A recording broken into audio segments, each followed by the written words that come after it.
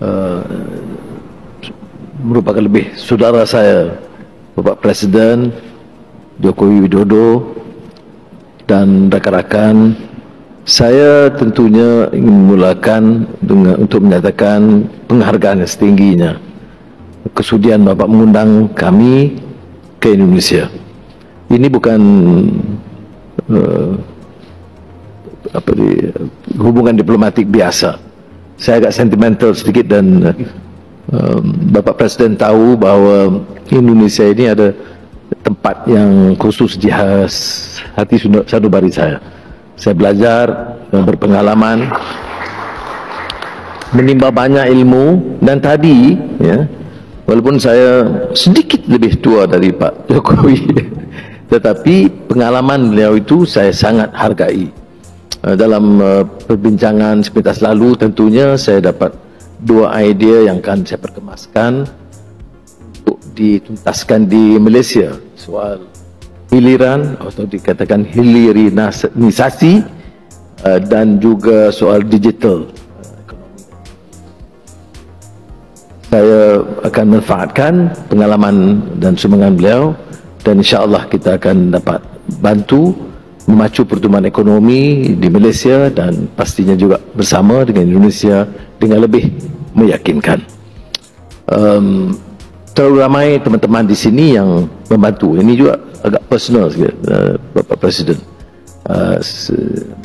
Semasa kita agak sukar, hidup dalam keadaan terombang ambing, derita, itu Indonesia itu menyambut kita sebagai sahabat sejati. Sebab itu saya beritahu semalam pada media, itu tak mungkin kita lupakan, ya, orang yang sedia membantu kita, menunjukkan rahmah dan menyayangi kita dalam keadaan kita itu agak tersisih, terbuang atau terlempar di arus perkembangan di Malaysia. Jadi sekali lagi terima kasih kepada Bapak dan seluruh rakan yang menerima saya sebagai keluarga besar. Perayaan belum, tapi baik. Ada isu-isu yang spesifik dan saya sepakat dengan Bapak Presiden membicarakan hal-hal yang harus dimeterai dan dilaksanakan.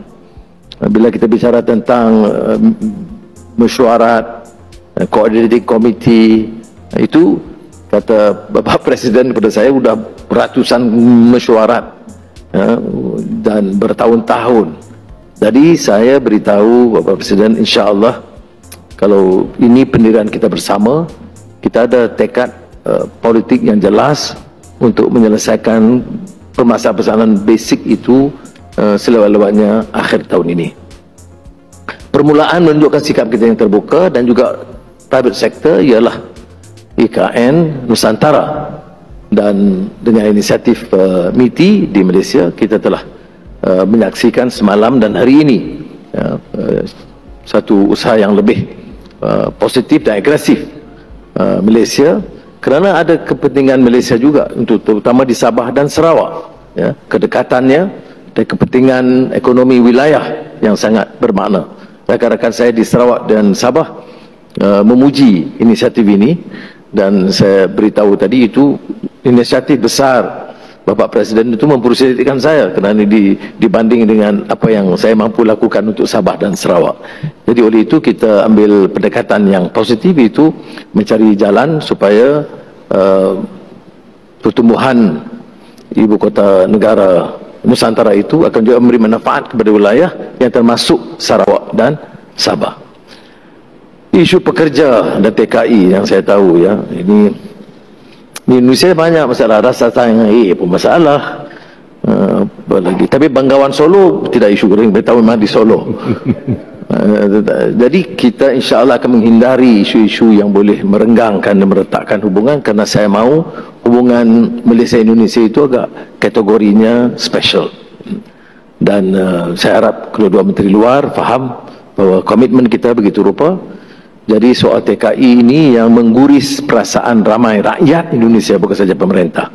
Dan saya tahu benar kerana saya berpengalaman di penjara yang sama, mendengar pada ketika itu kesan cambukan ke atas mereka, dan saya tidak fikir ini satu yang manusiawi Dan alhamdulillah untuk tahun ini, tahun lalu 2022, soal cambuk itu sudah dihentikan. Tetapi itu bukan penyelesaian. Penyelesaiannya harus lebih menyeluruh, supaya nasib pekerja di peringkat bawahan itu dapat dibela, dan saya dapat pengakuan kami berdua untuk memastikan kerja-kerja agensi pekerja ini harus hanya sekadar facilitate dan permudahkan, dan tidak hanya mengambil keuntungan berlebihan untuk menekan pekerja di peringkat bawahan.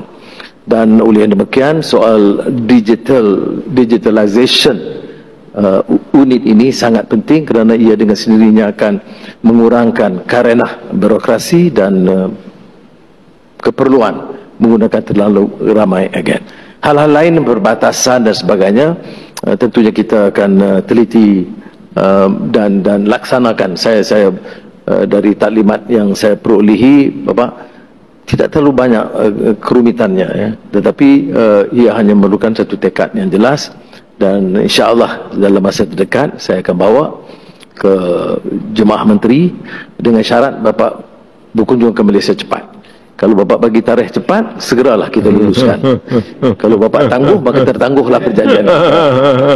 Jadi sekali lagi saya ucap terima kasih, dan saya sangat terharu, ya, saya mengambil keputusan yang saya rasa sesuai dengan memilih Indonesia sebagai negara pertama saya lawati dan kunjungi, dan saya rasa bahagia sekali dengan sikap dan persahabatan dan persaudaraan pribadi Presiden, dan juga kesediaan rakan-rakan untuk bantu dan memudahkan. Terima kasih banyak. Wassalamualaikum.